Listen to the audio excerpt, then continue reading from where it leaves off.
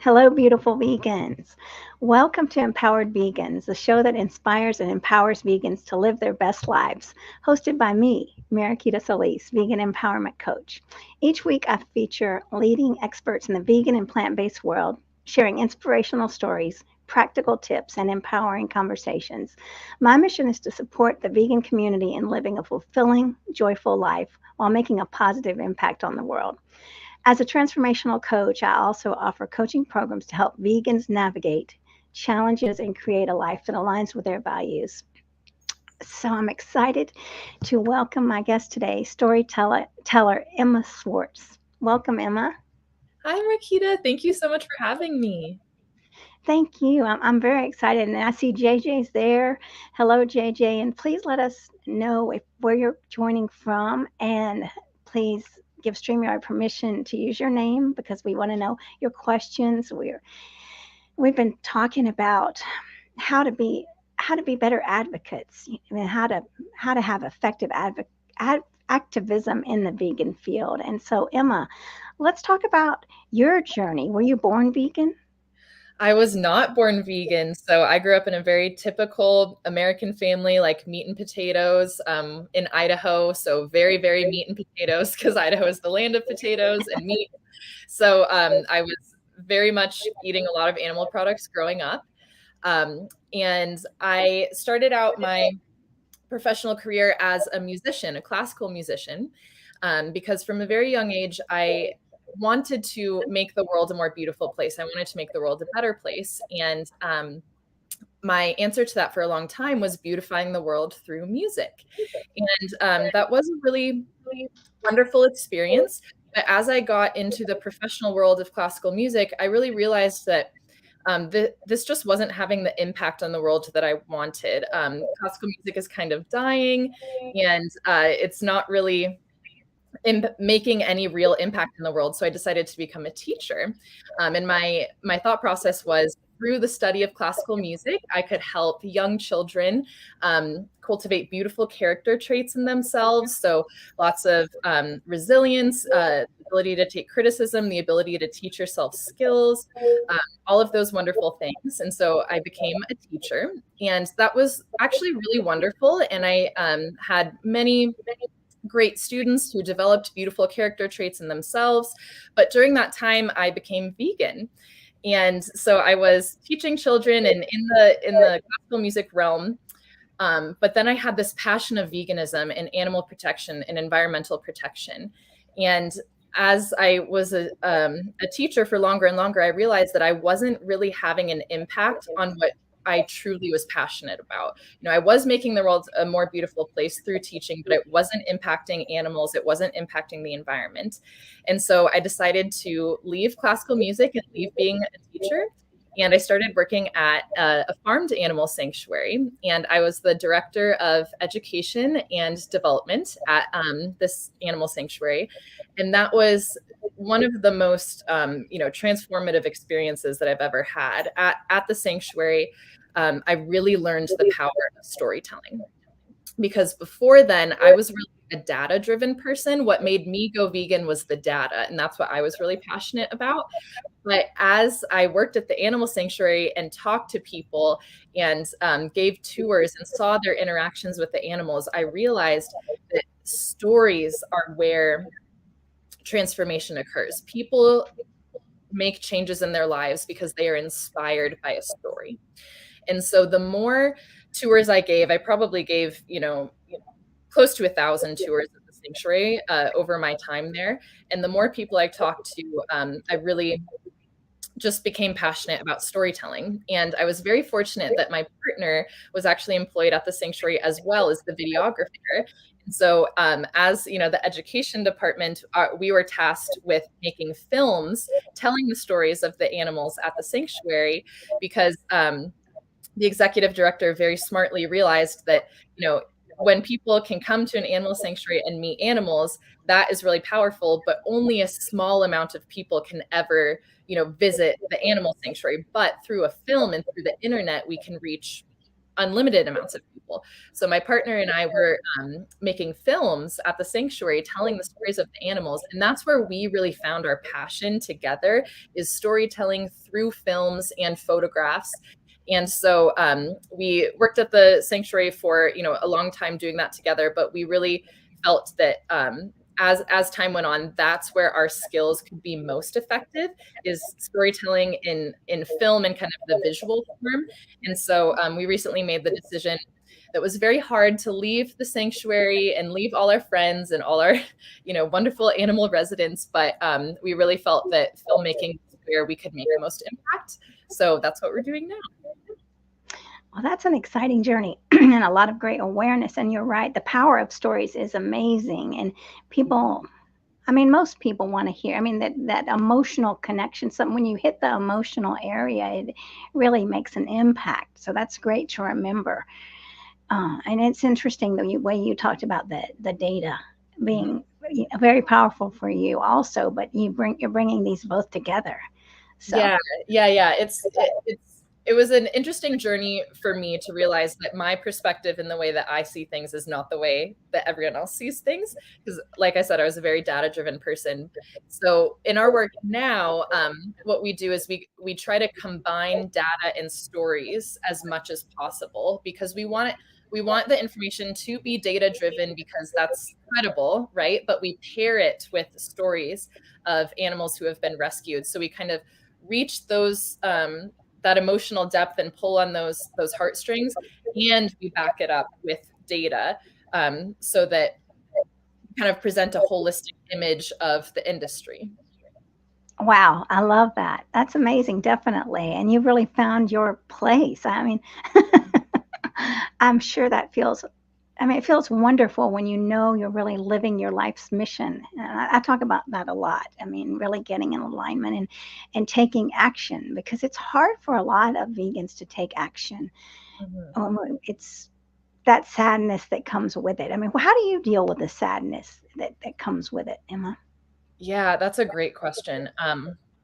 So in our filmmaking and storytelling and social media advocacy, we look at a lot of really hard images. Like, we have to look at that slaughterhouse footage. We have to look at the factory farm footage. We have to figure out how to use that footage in a way to tell a story, to inspire change. So it's in front of us all the time, and it is really sad. And sometimes, like, it gets to the point where I'm just like, okay, I'm feeling like really depressed right now and really sad. And sometimes even, what's the word? It feels hopeless sometimes. And that's totally valid. And I think everyone feels that way. And for me, the way that I've figured out how to deal with that is doing something like physical exercise, like just getting out and kind of like tiring out my body and working through that, like, anger and sadness through physical exercise really helps me process it and get it out. And then I can come back and let that fuel me to say, okay, you know what, that is really sad and we have to change this. And so I have to keep working. I have to tell this story. I have to make the most impact that I can make. So I think it's important to acknowledge those feelings, accept them. You don't have to feel guilty. You don't have to feel like it's wrong to feel that way. And I think figuring out a way to help yourself process that, like I said, for me, physical exercise helps me do that. And then letting that fuel you to continue in your advocacy, using that sadness as fuel for your fire to keep going. Yeah, that's a good answer. I have to do the same thing. I have to get in nature or get still, or a lot of times I'll just send a prayer or a loving thought to the animals, and then just send love to them, because sometimes I feel hopeless, like, oh my gosh, there's nothing I can do for you, but I can send you loving energy, and I can take care of myself so I can be a better advocate. And that's what we're talking about today, effective activism. And so what would you describe, like, what are the qualities of effective activism as compared to ineffective activism? Yeah, that's a great question. So I think effective activism means that we are going, our goal is to create change. Our goal is to inspire change. Our goal is not to work through our personal feelings.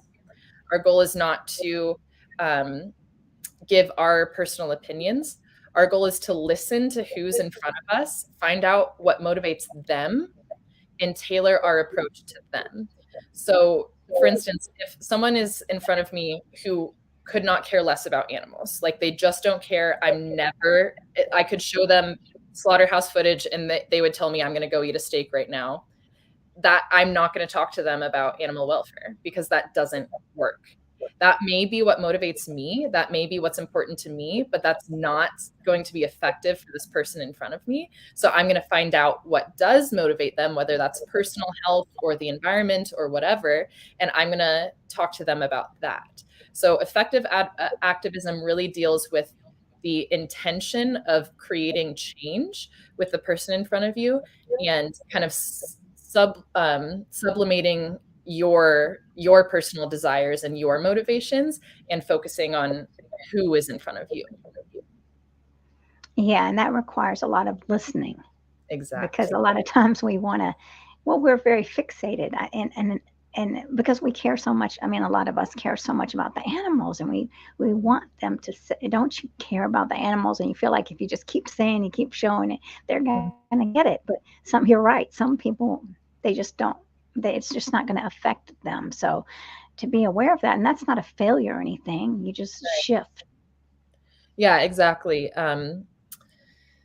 Yeah, it's very, yeah, I love how you say it requires a lot of listening, because the animals, it ultimately it is all about the animals, but the animals don't care why you go vegan. They don't care why you stop eating them. They just care that you stop eating them. So if someone stops eating animals because of personal health, that helps the animals still, even though their personal motivation isn't the animals. We just need to get as many people going vegan or even vegan adjacent as possible, because that is what ultimately will shift the consumer market, which will ultimately end veganism, or sorry, ultimately end animal agriculture. So, we need 100% of people doing it imperfectly, not 1% of people doing it perfectly. Yeah, and that can be a hard pill to swallow for a lot of people. I mean, because we think, well, we can be very judgmental and say, well, that's not good enough, the not enough mentality. But I mean, let's talk about the addictions and the just the mindset of eating meat. And we were talking about it earlier, people really believing that they have to eat meat and dairy. How do you deal with someone that says, no, I have to eat meat? What are you talking about? Mm-hmm. Yeah, I would start with listening to why they think that. So it going back to what you said, it requires a lot of listening. Effective activism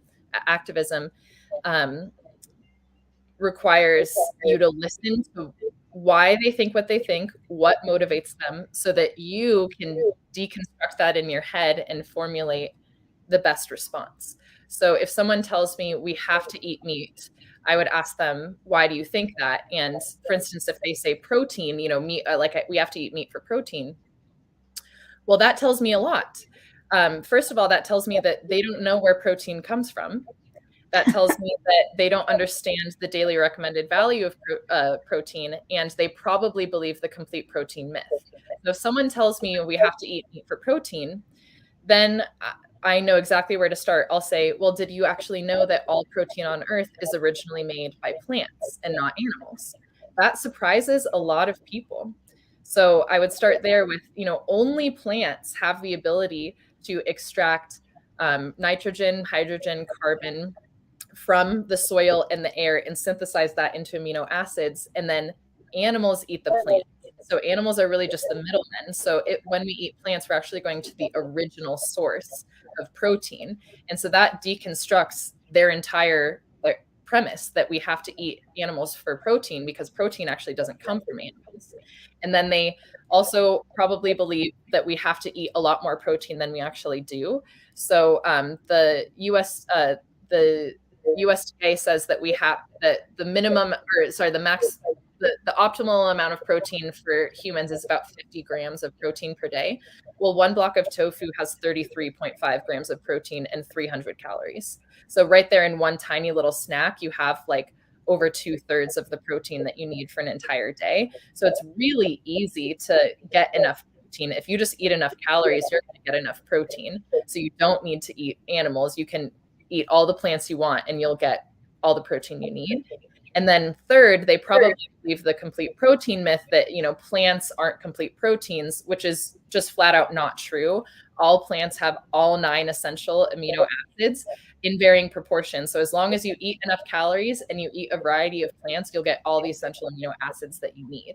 So those, for protein in particular, like those are the 3 kind of points that or unasked questions that people usually have in their head when they say, I have to eat meat for protein. So that's how I would attack that question. But again, going back to your point, it starts with listening. Why do you think that? What exactly do you think? And then once I have that information, I can kind of go into my toolbox of information and synthesize a response.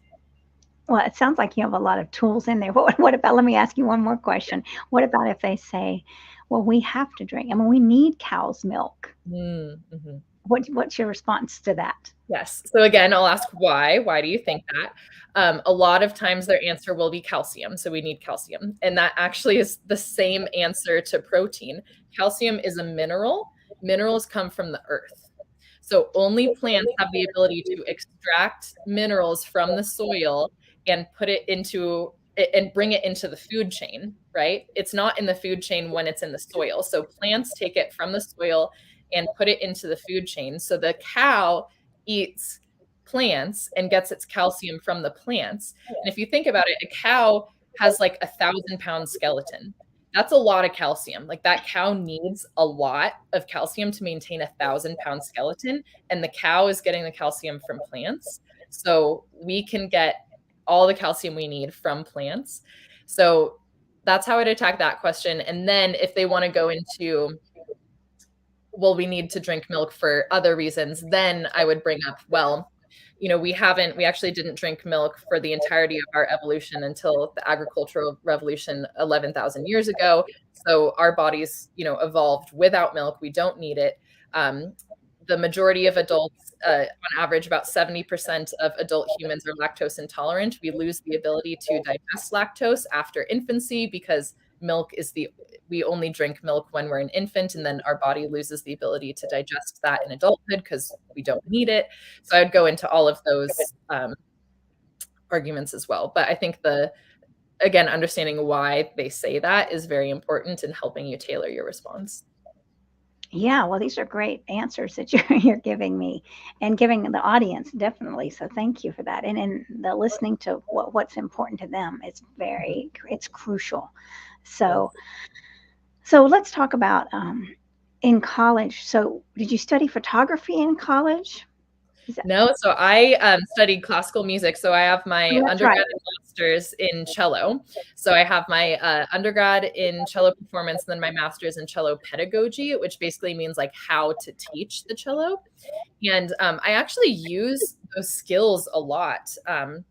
I'm very, very grateful for having a background in music. If I could go back, I wouldn't change it. I would still study music and not film or photography, because music really gave me a lot of skills that are transferable to what we do now. And my pedagogy degree, again, how to teach, is something I use every day because it taught me how to break down skills into very small steps to teach children. I mean, to teach children as young as 3. So it really gave me the skills to take a topic, whether that's cello or where to get your protein, and break it down into manageable steps that anyone can understand. Oh, I love that. Definitely. I love that too. And that's like a little seed. You don't want to give too much, right? Mm-hmm. Just a tiny little bit at a time. So what about your family?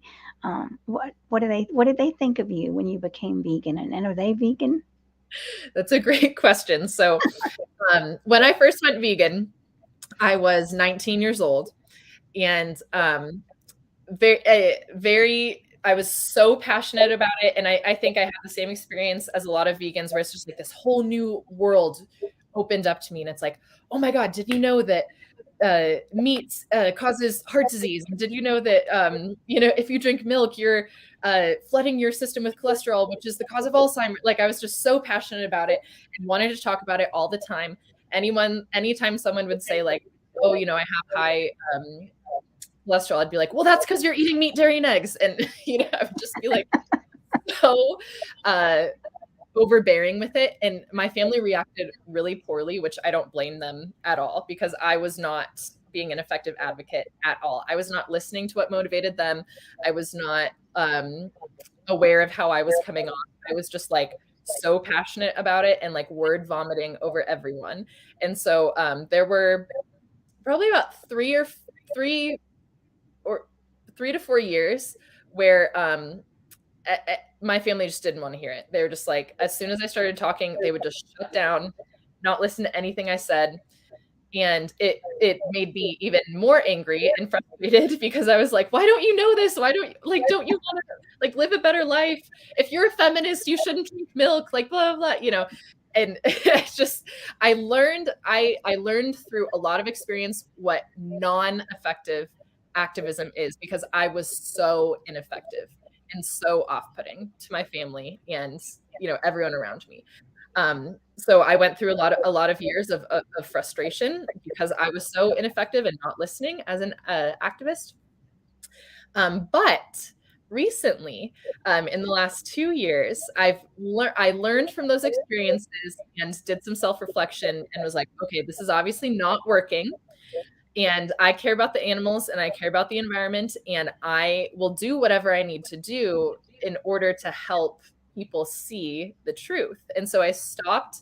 Anytime someone would say something and I wanted to just go off on a vegan topic, I would stop myself and think about, okay, what motivates them? What's the best thing to do here? And I really came to the conclusion that the best way to help people who are close to you, those close relationships with people you spend a lot of time with, is to live and thrive in your truth. So being the healthiest version of yourself, eating really healthfully, thriving, working out a lot, being really happy and passionate about what I do, like, being really happy about my filmmaking and my activism, but not pushing it on them, just living in my truth and being happy and thriving. All of a sudden, my family started to look at that and be like, she's doing like really well. Like, she looks really happy. That's interesting. She looks really healthy. I'm interested in that. And then they started coming to me and asking questions. Well, hey, what about this? And I would just answer their questions and not be forceful about it and not say, you should change right now. Just answering their questions and leaving it open. And they really started coming around to the idea. One really good success story that has happened very recently is I did this with my aunt. And my aunt just saw how well I was thriving. And she's like, wow. And she asks me questions and I would give her the answers. And she was like, huh, that makes a lot of sense. And she decided to try going vegan. And she was having some health problems. She was really, really deficient in iron. And her doctor had told her to buy iron supplements and take them. And she was like, okay, we tested your iron. I want you to come back in a month and we'll test your iron again. And in that month, my aunt decided to go vegan, and she did not take the iron supplements at all. And then she went back to her doctor a month later, and her iron had jumped 24 points from super deficient to totally normal.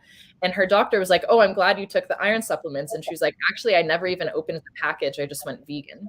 And her doctor was shocked.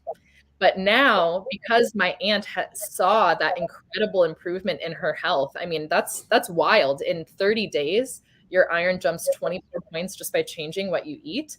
Like my aunt is a complete devotee to veganism now, because she experienced that change herself. And now I'm helping her get more involved in like the animal side of things and the just expanding her motivations. But it all started with me just living in thriving in what I was doing. And then people were attracted to that and wanted to know more because they wanted to have that for themselves.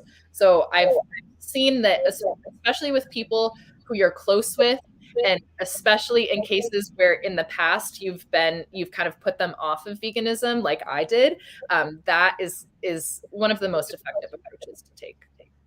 Yeah, well, that makes a lot of sense, definitely. And then if you're just there being ready for whenever they're ready, and that's what you were doing. So yeah, that's a very powerful story. Mm-hmm. So yeah, so after you graduated, and then when did you exactly get started in the filmmaking and photography? How did that happen? Yeah, so that was at the sanctuary. Oh, okay. I had already decided to leave music and work at the sanctuary. And my partner, we've been together for a long time, and he went vegan when we got together. So he was already vegan, and he was also a classical musician. Actually, we met in music school. He had decided to leave music about like 9 months before me. So he decided to become a filmmaker and photographer. And so he taught himself all of those skills, and he was employed by the sanctuary as the videographer. And then I became employed by the sanctuary as well. So it was kind of this journey that we had together. He made the switch to pursuing activism before I did. And then I made the switch, and then we had this beautiful opportunity to come together and do it together. That's wonderful. That's really amazing, and all these artistic ways of doing it. And so, where are your videos now? The sanctuary, and what sanctuary was it, or is it? Yeah. So it was the sanctuary is called Love and Arms Animal Sanctuary in Erie, Colorado. It's kind of in between Denver and Boulder, and they're a wonderful sanctuary. They have their mission is to provide exceptional and lifelong care to rescued farmed animals, and their level of care is really high. Like they make a lifelong commitment to every resident that comes to them that they will do whatever they can to give them the best life possible. So if someone gets cancer, they'll pay for the cancer surgeries, the acupuncture that they need, like whatever they need, like they make a lifelong commitment to the residents. That's wonderful. And they also have a big emphasis on education. They have a big education department. So their mission is really save as many lives as possible and give them excellent care, but we can save many, many, many more lives by inspiring people to go vegan. So their philosophy was really influential in our development. And they're a great sanctuary and great organization. And our films you can view all for free on our website. So it's our website is just veganography.org, and all of our films are on there for free, and all of our photographs are on there as well. Well, that's great to know. Yeah, definitely. It's exciting that that you've done so much. And well, I was going to ask you something which I lost now, but I'm excited about what you're working on now. Your latest projects. Tell us about that.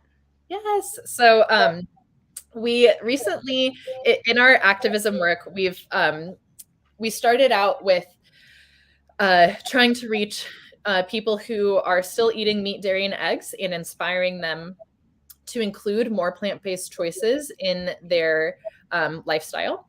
And we're still very passionate about that and doing that. And that's what our films are about. Our films are all about inspirational storytelling to help people transition to veganism. So that is a very core part of our mission. And we've also recently noticed that we can do a tremendous amount of work with vegans and helping vegans be more effective advocates. Because right now, vegans comprise about 3% of the US population. If every vegan can just inspire one other person to go vegan every year, we can double the vegan population every year, right? Like we actually have a tremendous amount of power as vegans. So the more people that we can inspire on this path, the faster the movement will grow. So we really realized that power, and we want to help vegans become the most effective advocates that they can be, because that just amplifies the power of the movement. So we're in the process of writing a book right now, which will basically be a how-to book of helping vegans communicate them in the most effective way. So the book will include some information, like the outline that I gave of the protein argument will definitely be in there, but it's not strictly an informational book. There are already so many informational resources out there. So we feel like those resources are already available. What this book will be is how to synthesize arguments, how to listen to people, how to find out what motivates them, and then how to effectively communicate with people. So this is a really how-to book to help vegans amplify their impact. Well, we definitely need that because, and this was actually what I was going to ask you. At being online, I know you have a lot of followers. And so how do you handle it when people attack you, or people, not just necessarily online, but when they attack, when they get defensive? Let's talk about in person. If they ask you, why aren't you eating that? Or, you're out at an outing and they say, would you like a hamburger? And you say, no. I mean, and then they immediately go into, well, I don't, da, da, da, da, da. So how do you handle that kind of attack? Yeah, that's a great question. I think the most important thing to keep in mind whenever anything happens like that, whether it's in person or online, the most important thing is to remember that in this moment, I am a representative of the vegan movement. So I have to represent the vegan movement in the best way possible. And that's not really fair. It's not really fair for you as a single person to represent an entire movement. It's totally not fair, but that is what is happening, unfortunately. So in those moments, I have to be kind with my words. I have to remain calm, and I have to be logical in how I present information, no matter how mean someone is being to me or how illogical or irrational they are being. I am representing the entirety of the vegan movement to that person.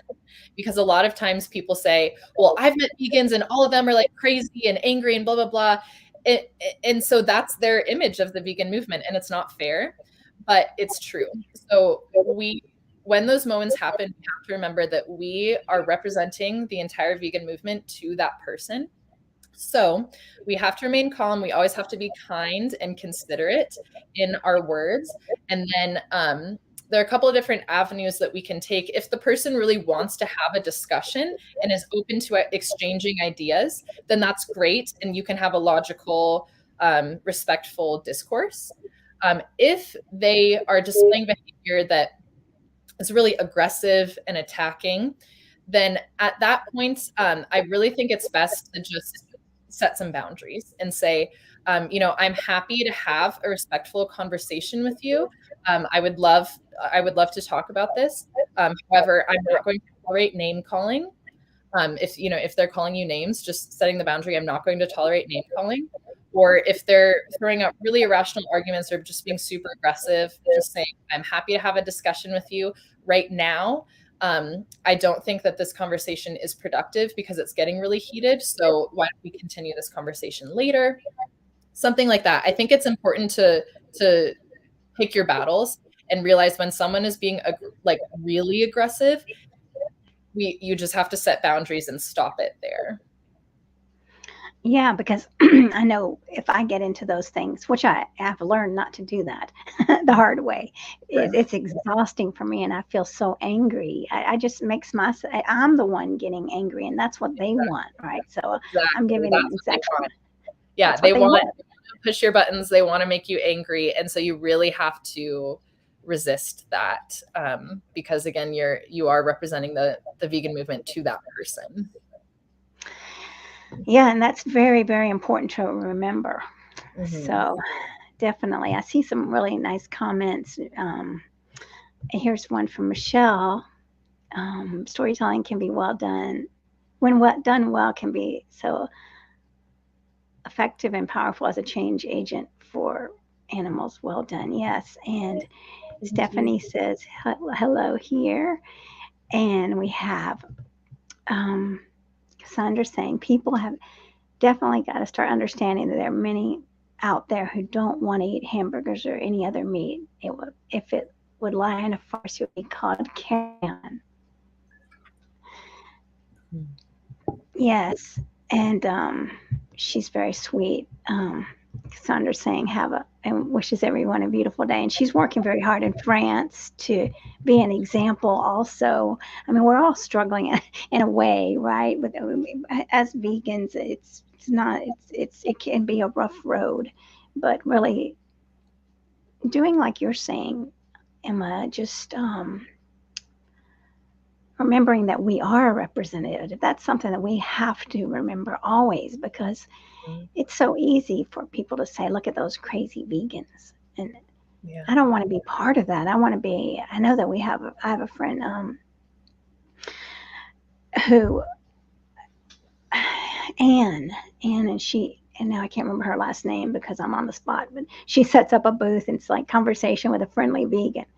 So, and that's beautiful that she's really trying to change the narrative and really show up in a different way for people so that they can have conversations. I think definitely if people thought we were more, that the conversation that we were not judgmental, then they would want to ask more questions. But when you see a group of people as judgmental, who's going to want to talk to them? Who's going to want to know anything, right? Yeah, I totally agree. I love that you bring up like the judgmental piece, because that is a huge stereotype of vegans, of being very judgmental. And the more that we can change that narrative, like you said, and say, hey, I would love to talk to you about this. I would love to have a conversation, make it open. Give people space to ask questions. Like you said, like that is how we reach people. That's how we create change. Yeah, and realize and letting them know, hey, we used to be, I mean, I used to eat meat too, right? I'm not here to judge you. I mean, I think being very transparent, like I'm not a saint here. I'm doing the best I can, right? And it took me a long time to give up. I mean, a lot of vegans say, oh, it's easy. Just watch a video and it's easy. Well, it's not easy for everybody. Mm-hmm. And we have to be understanding of that. Not everybody is going to change overnight. And meat is very addictive. I mean, the scientists know what they're putting in the food to make people addictive with that sugar, salt, fat, that bliss point, right? And you think of the ice cream, it's like, oh my gosh, I got to have ice cream, I got to have whipped cream, I got to have all this, all this stuff that's very, very addictive, and it's hard to let go of. So we have to be understanding and compassionate to people, because they're not aware of it. This. Yeah, that's a great point. And cheese is so addictive. I mean, cheese is the most addictive thing ever. Well, probably not ever, but one of the most addictive foods that people eat. And I love how you said you have to have compassion for people. It's like when they say, oh, I could never be vegan because I couldn't give up cheese. They're saying like it is a physical addiction. Like cheese has casomorphines in it. Like it is addictive. So we have to have compassion for them and say, hey, I know that cheese tastes really great. Like I totally get it. Why don't you just try some like vegan cheese, vegan ice cream? And then they'll see like how good it is. And then they can start replacing it, gradually. But I think if we just say, you're addicted to cheese and you need to stop eating it right now because the dairy industry is horrible, they're going to say no way, right? But when we're compassionate and say, I totally get where you're coming from. Like cheese and ice cream does taste really good. Like why don't you just try every once in a while doing a plant-based version? That helps people transition. And I've seen that with another family member. She is not vegan yet, but and she's one person that I really attacked in my early days. And so she was really, really put off by my veganism. But once I stopped doing that and just thriving in myself, she has come to me and said, hey, I buy like vegan ice cream now because it pretty much tastes the same. And I just like want to eat ice cream and it's vegan and it's great. And so she's made that like, those small changes in her life because I started being compassionate and not trying to like force veganism on her. That's wonderful. Yeah, wonderful insight and wonderful changes. And so if you're watching this, I mean, we all can grow. I mean, what's one little thing that we can do better tomorrow with people and with ourselves, being compassionate with ourselves also. Mhm. You know, if we said the wrong thing, to forgive ourselves for doing that, and forgive ourselves for, like, if we push people away, we didn't know. I mean, when we it's just very common for the behavior, when you learn about it, to really throw it on people because you get so excited. So I mean, that's just being part of human. We want to share the good news, and we're not aware that they're not ready to hear it. So, Exactly. Yeah. Yeah. It feels, I think when we first become vegan and we learn about all these things, there's so much to learn. There's so much to learn about the health. There's so much to learn about the animals. There's so much to learn about the environment. And when you get all this information, I mean, it really feels like you're born again, honestly. Like, I know that's a weird thing to say, but it really feels like you become this completely different, this whole new world opens up, and it's so exciting. And you just want to share it with everyone. And I experience this a lot, where it's like, I felt like if people knew the information, they would just go vegan immediately. So it was my job to just share the information. So I just like word vomit over everyone. And then I realized that like not everyone's ready to hear that information, like you said. So it's a very hard place to be as vegans, because we have all this information that we want people to know, but we have to learn how to strategically share that information in the most effective way. yes, and we have to be patient. That's one thing. This is a a big lesson in patience, right? And Absolutely. wow, cultivating it, and acceptance, accepting, like we talked about before, accepting some people are not going to hear it no matter what happens. I mean, some people are just never going to be vegan no matter what. And it's a hard pill to swallow, but it's the facts of life. So, and Yeah, that's true. Although I think that there have been some very exciting developments in food tech. So this is kind of we talk a lot about what a vegan future will look like, and I actually do believe that we will eventually reach a vegan future, not a completely plant-based future, but a vegan future. So where we are right now is the consumer market is starting to shift. Big meat companies are starting to invest in plant-based foods or cultivated meat companies, because they realize that's where the future is headed. So the consumer market is already shifting. The demand for plant-based products is growing so much. That's the work of the vegan movement right now. The more people that we can inspire to go vegan, the more that the demand for vegan products will increase, which will shift the consumer market. But we will reach a threshold point where vegan products, plant-based products, and cultivated meats and dairy and eggs are so much more efficient to produce, so much cheaper to produce, and so much better for the environment, that those will overtake traditional animal agriculture. So I truly believe that in the future, we will not exploit animals anymore. Everyone will be either eating plant-based foods or cultivated meats, cultivated dairy, cultivated eggs, where it's grown in a lab. And it is true, animal meat, but there was no slaughter of any animals. So in that way, like, it's vegan. So I truly believe that in the future, any meat, true meat, dairy, or eggs will be grown in a lab, and then everything else will be plant-based. So I do believe that we are headed towards a vegan future. And the way that we can expedite that process is just increasing demand for vegan products, for cultivated meat, and all those things. And cultivated meat was just approved for in the US by the FDA. So we're getting there. It's happening. I know I saw that this morning when I got online. I was very, very excited to see that on it was on I don't know, a big one of the big networks, and he was eating it, and he said, "Well, yeah, it tastes like chicken," right? So that was really great to see. So Yeah. definitely, you're right. The future is coming. The future is vegan, right? The future is vegan. It's not plant-based, but it's vegan, like, we will end animal suffering. It's going to happen.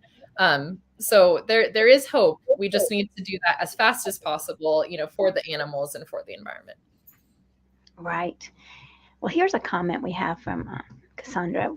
we have to stay healthy in the body. Above all, taking an age. My son gets persuaded, seeing me at 71 more active and healthy than he is at 31.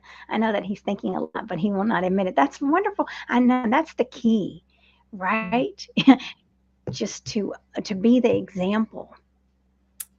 Exactly. I love that. Cassandra, great job being super healthy at 71 and inspiring your son. I love that. I think that's a really, really, really effective form of activism, especially for people who are older in age. The more healthy and active and thriving that you can be, and people see you compared to other people that age, that's just proof that, you know, a vegan and plant-based diet really works. And that's very inspirational to people. So that is a very effective form of activism. Yeah, that's very powerful. Definitely. Very powerful. Here's another comment. Lab grown meat is great. The US are the second country after Singapore to introduce it. Yes, it's very exciting. And I saw on the news the big, whatever you call them, tanks that it was grown in, and they were talking about the efficiency of it. It just made my heart sing. You know, I know that when I ask my friends that are not vegan, they say, well, affordability is a big factor. The fact that it's not always accessible. So the more affordable and the more accessible it becomes. I know that I think it was Blue Bonnet, which was exciting that they have plant-based now. So yeah, I thought, wow, right? And more companies are bringing in plant-based options. So it's very hopeful. Things have really changed in the past 10 years. They really have. And yeah, that's a great point, that affordability is a huge factor for people. And, you know, I know, yes, like Cassandra said, Singapore and the US have cultivated meat now. It's been in Singapore for 3 years, I think. And I remember reading the first, like the chicken nugget introduced in Singapore cost like $300,000 to produce or something. Like it was insanely expensive. But it was just like, yay, we did it. Now we have to figure out how to bring the cost down. So just as time goes on, it will become more accessible. So, yeah, you know, the price starts high, but the more infrastructure that we build and the more effective supply chains that we cultivate, the price will go down eventually. Yes, exactly. It will. It's very exciting. And there are so many more recipes that are, I mean, that I find that I can make things that it's not so hard anymore. I mean, at first when I thought I was making vegan cheeses, I thought, gosh, I don't know, this one doesn't taste so great. But now it's like, wow. I mean, the pastor at my church, so I went to a party. Some of y'all have heard this story before, and we were talking. I don't know how I was sitting there thinking, I got to share the message. I got to share the message. I had all this pressure on myself. And finally I just said, forget it. Like, enjoy your friends, enjoy the fact that they invited you to this party. And so then we were talking about cheeses, and I don't know how it came up. And I said, well, I can make a great cashew cheese. And Reverend Richard said, oh, really? Well, I want to try it. So later I had made it for him, and he said it was the best cheese he ever had in his life. And he still mentions it. I know I need to make him some more. So yeah. Yes. I love the secret vegan food. Like, just make food and don't say anything. And then people are like, oh, this is the best version ever. And you're like, actually, it's vegan. That is a great form of activism as well, especially for groups, like you said, or family even, just sneaking it in there. They don't even know it. I know, huh? And even little kids, they don't know it. Like, I remember when I was years ago working in a restaurant, I took some chocolate tofu pie in, and the bussers, they were young boys, and they were like, I want more, I want. They had no idea it was tofu, because tofu, you know? Right. But yeah, it was so funny. Later I said, oh yeah, well, that was tofu. They were like, really? Yeah. So. Yeah, just got to make sure no allergies are present. Don't want to kill anyone, but right. Yeah, secret food is a very good tactic. That's funny. Well, do you have any little kids that come and ask you questions that want to know about the way you eat? That's a good question. So back when I was a teacher, I was vegan during that time. And actually, one of my students, their parents were the founders of the sanctuary. So that's kind of how we got our connection to the sanctuary.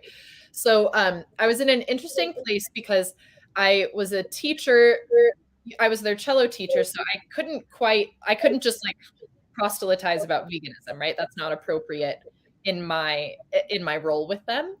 But I was very open about it. Like, if we had, a potluck or something, like I would say, hey, I'm vegan. This is what I'm bringing. I was very open about it. And kids are at this wonderful stage in life where they haven't really been indoctrinated by society so deeply. Indoctrination starts early, but, kids really have a natural sense of compassion and empathy, and they love animals. Like, I've never met a kid that doesn't love animals. And so it was at a very interesting they were at a very interesting place in life where they have that natural empathy, they have that compassion, they have that love for animals. And most of them, did not come from vegan families. And then they have this vegan teacher that, they loved, working with me. They loved me as their cello teacher, and I'm vegan. And they would get super excited about stuff. For me, so at group dinners or stuff, they'd be like, oh, I made this dish and it's vegan for you, blah, blah, blah. And they'd get super excited. And I think with kids, that's the best approach to take. Just go all in the positive. Just say, like, isn't it so exciting that we can eat food that's like 100% compassionate, and just make it all positive. Like, yeah, I love animals too. I love that, no one had to no one is on my plate right now, right? So just with kids, taking that positive approach, making it exciting, enthusiastic, and just like pumping them up, that is the best way to approach it with kids. We don't want to take them down like the rabbit hole of the cruelty and suffering and stuff, because I just don't think their brains are ready for that at that stage. But there's incredible power in showing them the positives of a vegan lifestyle and how they can live in alignment with the compassion and love for animals that they already have. Yeah, that's a very great point. And I've got on July 2nd, I've got an event where I'm bringing a pig to my church, because I'm a leader of the animal ministry. So my friend Julie Robertson, who's with Georgia Animal Rights and Protection, is bringing her pigs without saying it to the group of the animal ministry. So I'm going to be, all right, what recommendations do you have for me there to kind of to introduce without saying, hey, don't you see that this is not bacon, this is a living being, right? What would you suggest for that? Yeah, I think storytelling is like the answer there. So do you know like who this pig is, where they came from, what their story is? Julie does. I mean, she's going to tell the story, but yeah, that's a good point. So, I mean, maybe I could come up with a pig story in my past. I wish I'd had a lot of pig. Yeah. Or just, individualizing, the pig, the person that's in front of them right here. So do you know the pig's name? Goji. Goji. Okay. So just using their name as much as possible. Is it a girl or a boy? The little cat sleeps on his back, and he loves to make a little nest. He'll grab all the blankets and stuff and throw them in the hall and make little nestings. That's perfect. So yeah, using his name as much as possible, using the pronoun he as much as possible, that really helps people like make the connection between humans or even, their companion animals, and just really focusing on Goji's story, what he survived, where he came from, and then his individual, likes and dislikes. So saying like he has a friend, a cat friend, and they are like the best of friends, and they love taking naps together, and they cuddle, and just, painting a picture in people's minds that is really similar to the animals in their lives that they love. So, oh, my dog has, a best friend. My dog loves to snuggle and take naps. The more that we can kind of liken farmed animals to the animals that are already included in our circle of compassion, that really helps people make those connections.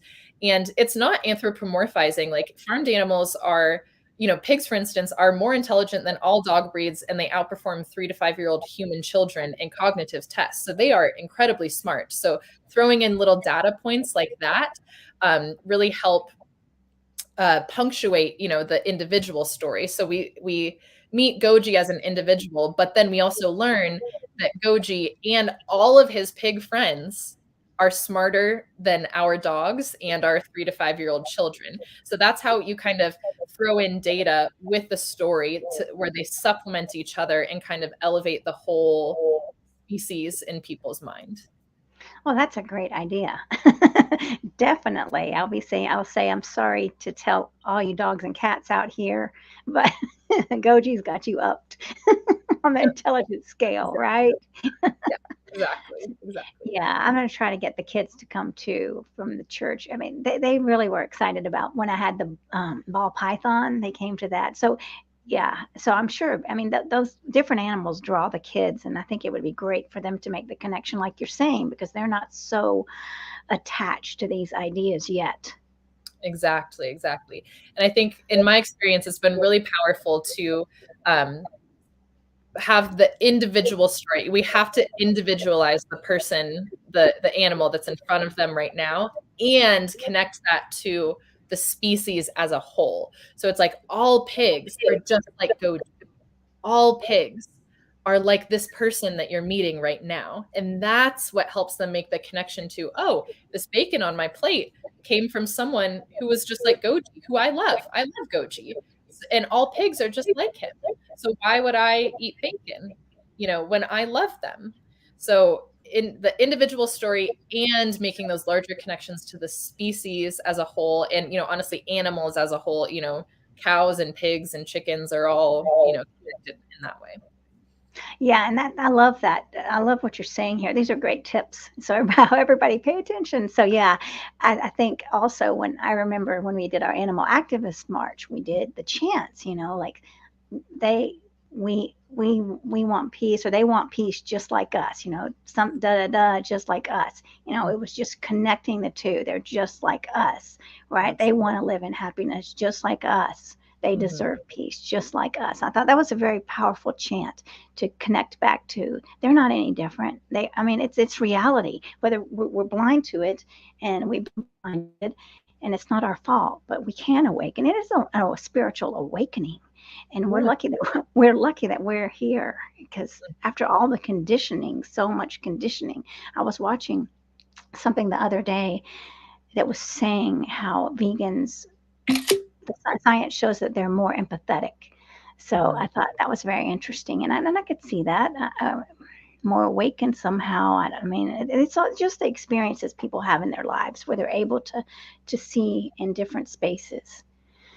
So here's another. We're going to have to end up soon, but let me show this comment here by Philip. Thanks for watching.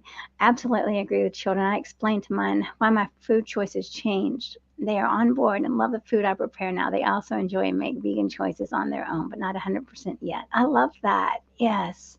And it's fun when you include the children. And someone was saying the best way to do it is to have the children grow their food and they get so excited, or have them prepare the food and they get excited. So yeah, that's a great job, Philip.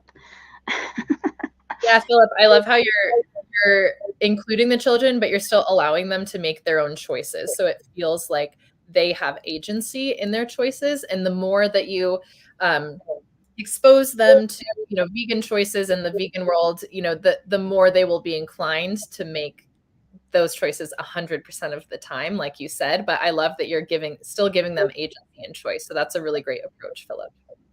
That's a great point. Yes, you're not forcing them. You're not saying we have to change now. You're just allowing them on the journey. That's beautiful. Yeah, I love that. So, all right. Well, Emma, so let's make sure everybody knows how to connect with you. Is there any final points you wanted to say? Definitely tell us where we can. I know you're big on Instagram. You have a big following. So really, you all should get over there. And that's where I found Emma. I think it was Angel, Happy Vegan. She suggested, she saw you and she was like, you got to check out Emma. So yeah, tell us where we can find you and give us your final thoughts. Thank you. That's so wonderful. All of our films and long form content are available on our website. So our website is Veganography. It's just vegan and then ography, like photography or videography. So veganography.org. And all of our long form content is on there for free. You can also sign up for our newsletter on our website. I send out a weekly blog every week, and it's on different topics. This past week was about the poop in meat. And so it's very much like researched and educational, because I want to give vegans information that they can use to advocate in their lives. So you can sign up for our newsletter on our website. And also, if you sign up for our newsletter, you'll get exclusive first access to our book when that is published. So that's on veganography.org. And then, like you said, Mariquita, we're big on Instagram. So you can follow us on Instagram at veganography.films. And we post there every day, twice a day. It's a lot of storytelling and a lot of informational content as well. So we kind of merge storytelling and information to kind of create a holistic view of animals and their experience of the world, and you know, how humans relate to animals. So you can definitely follow us on Instagram as well. Well, this has been a great live stream, and I see Cassandra saying, thank you so much for this great, inspiring live stream, and God bless. Yes, thank you. And thanks everybody for this. I mean, thank you, Emma, for everything you're doing over there on Instagram and on your webpage. Definitely go check her out, because I love the way you present on Instagram. Your videos are really helpful for people that are struggling, and we all can grow. I need help. All of us need to come together to help. Yeah, we're all in this together. I know. All right. Well, thanks so much. Please hit subscribe, everybody, and like. And thank you all for coming. Thanks, Emma. Let me do the Namaste Vegan for everybody. Vegan, I love that. Blessings. Bye-bye, everybody. Bye, everyone. Thank you.